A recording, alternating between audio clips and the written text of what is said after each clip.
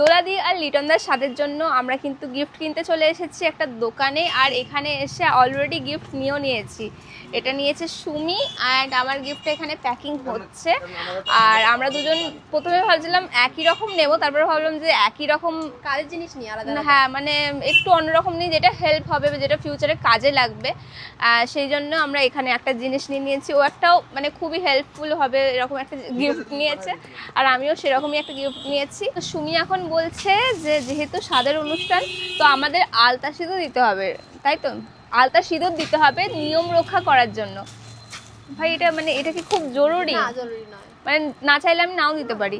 ব্যাপারটা হচ্ছে যে আমি যে গিফটটা নিয়েছি সেটার সাথে আলতা সিঁদুর একদমই যাবে না, মানে একদমই আনকমন একটা কম্বিনেশন। ছোট কিউট গিফট মানে প্রথমবার কাউকে দিচ্ছি না। কিউট না, এটা অনেক হেল্পফুল। ছোট হলে কি হবে, ছোটা প্যাকেট বড়া ধামাকা যেটা বলে, ওরকম একটা ব্যাপার। আমারটা বিশাল ভারী হয়ে গেছে। কি আছে কি তোমরা গেস করতে পারছো যে আমরা কি নিয়েছি?